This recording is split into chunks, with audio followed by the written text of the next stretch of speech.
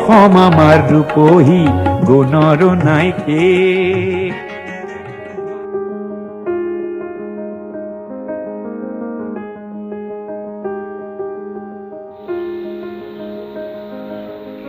ছাঁতে শুকোৱা মুঠিতে লুকোৱা অসমীয়া জাতিৰ স্বাভিমানৰ প্ৰতীক মুগা বস্ত্ৰ।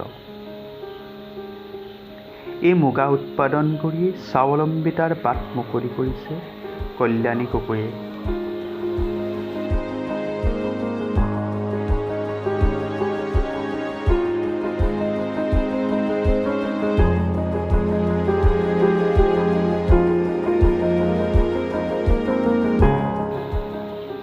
শিৱসাগৰ জিলাৰ নিতাইপুখুৰী দিহিঙা গাঁৱৰ কল্যাণী গগৈয়ে 2002 চনৰ পৰাই মুগা চুমনি পাতি সেই চুমনিতে মুগা পালনেৰে সোণালী সূতা প্ৰস্তুত কৰি বিভিন্ন ধৰণৰ বস্ত্ৰ উৎপাদন কৰি নিজৰ লগতে অঞ্চলটোৰ 5 শতাধিক মহিলা যুৱতীক স্বাৱলম্বিতাৰ পথ দেখুৱাইছে। মই 2002 চনৰ পৰা ব্যৱসায়িক ভিত্তিত এই বস্তুটো আৰম্ভ কৰিছোঁ। মুগাৰ পালন কৰিছোঁ, মুগাৰ ৰোপণ কৰিছোঁ, পুলি ৰোপণ কৰিছোঁ, কেঁচেলু পুলি ৰোপণ কৰিছোঁ, কেষ্টৰ ৰুইছোঁ। তাৰপাছতে এইবিলাক মুগা পালন কৰি কাটিছোঁ, বৈছোঁ, আকৌ বৈ আকৌ বিক্ৰী কৰিছোঁ। মানে এই আমি 3টা পৰ্যায়ৰে কাম চলি আছে।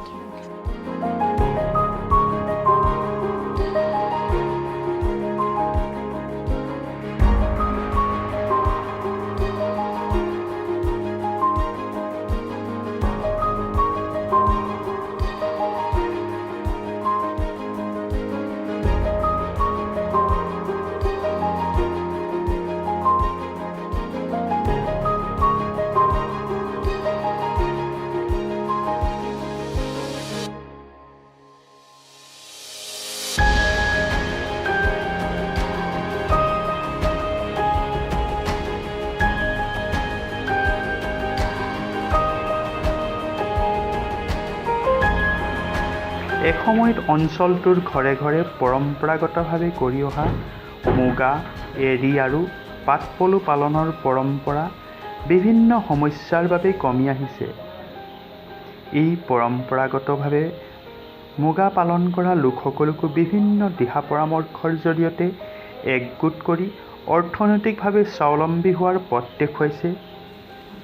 মানে এইবিলাক কেনেকৈ কাপোৰ চিলাব লাগে, কেনেকৈ কি কৰি পেলাই মুগা সূতা কেনেকৈ কাটিব লাগে, মুগা কেনেকৈ কাটিব লাগে, ইয়াত এইবিলাকে শিকি আছোঁ। তেওঁ এইটো ঠিক প্ৰচেষ্টাই লৈছে, কাৰণ কেলৈ আজিকালি শিক্ষা বিভাগত কেৱল পঢ়িলেই বা চৰকাৰী চাকৰি পোৱাটো সম্ভৱ নহয়। মানে ছোৱালী হিচাপে চবেই আত্মনিৰ্ভৰ হোৱাটো মানে প্ৰয়োজনীয় আজিৰ যুগত।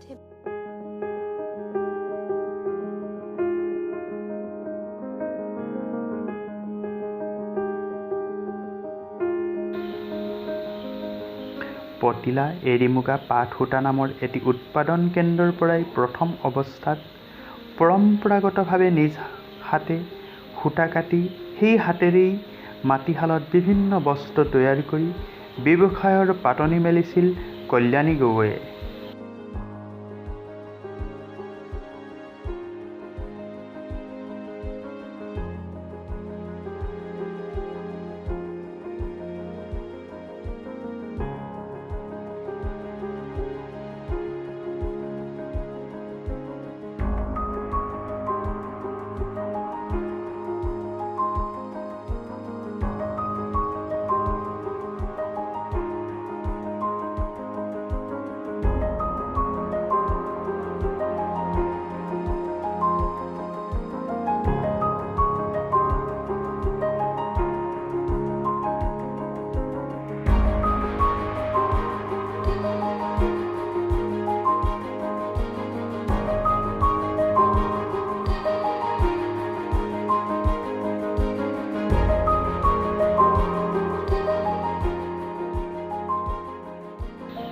গুৱাহাটী, যোৰহাট, ডিব্ৰুগড়, দুলীয়াজান আদি অসমৰ বিভিন্ন প্ৰান্তৰ লগতে বহিৰাজ্য হায়দৰাবাদতো বস্ত্ৰ প্ৰদৰ্শনীত অংশগ্ৰহণ কৰি প্ৰশংসা বুটলিবলৈ সক্ষম হৈছে।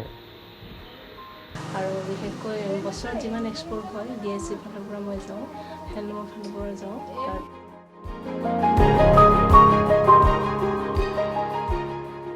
কঠোৰ পৰিশ্ৰম আৰু অধ্যৱসায়ীৰ লগতে ৰেচম বিভাগ তথা জিলা প্ৰশাসনৰ সহযোগত মুগা শিল্পক বহুখিনি আগবঢ়াই নিবলৈ সক্ষম হৈছে কল্যাণীয়ে।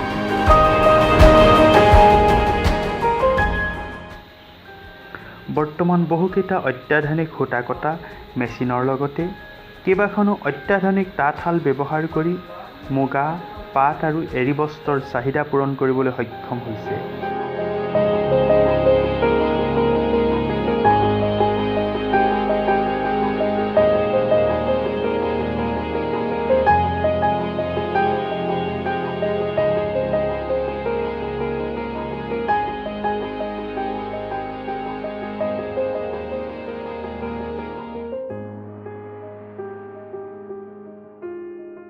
বাৰ্ষিক প্ৰায় ৫ লাখ টকা পৰ্যন্ত আয় কৰি অঞ্চলটোৰ এক আদৰ্শ মহিলাৰূপে চিনাকি দিবলৈ সক্ষম হৈছে।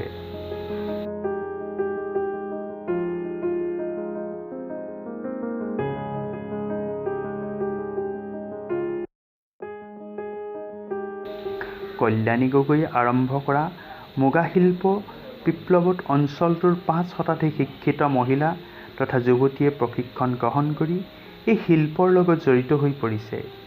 নিতাই পুখুৰী দিহিঙীয়া গাঁৱত স্থানীয় বিধায়ক কুশল দুৱৰীৰ অৰ্থ সাহায্যৰে নিৰ্মাণ হোৱা পতিলা এৰী পাট মুগা উৎপাদন কেন্দ্ৰ আৰু ডিমৌ এৰালতলীত হেমপ্ৰভা উৎপাদন কেন্দ্ৰত অঞ্চলটোৰ বহু মহিলাই সূতা কটা, কাপোৰ বোৱা আদি কামত আত্মনিয়োগ কৰিছে।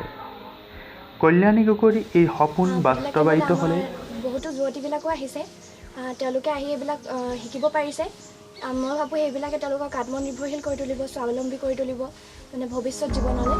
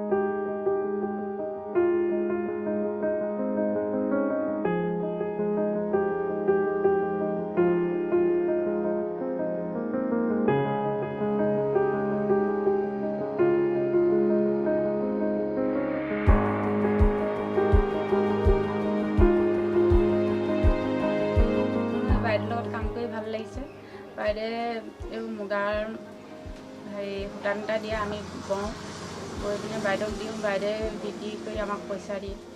অকল মুগা বুলিয়ে নহয়, চব কাপোৰে আমি বওঁ।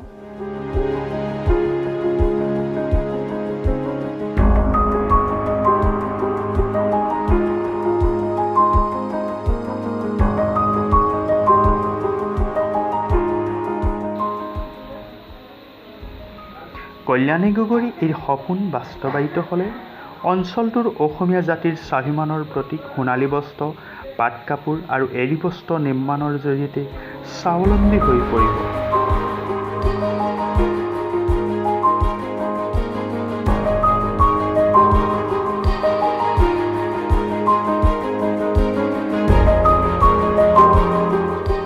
ৰাইজক মই নতশিৰে জনাওঁ, আহ্বান জনাওঁ এই কাৰণে, মুগাৰ শিল্পৰ কাৰণে অসমে যিহেতু মানে এই বস্তুটো উৎপাদন কৰিব পাৰে, পৃথিৱীখন কোনো জেগাতে নহয়, আমি সেইখিনি গৌৰৱ অধিকাৰী। আৰু এই বস্তুটো আমি উৎপাদন কৰাত আমি সচেতন হিচাপে, যুৱক যুৱতী হিচাপে আমি দায়ী।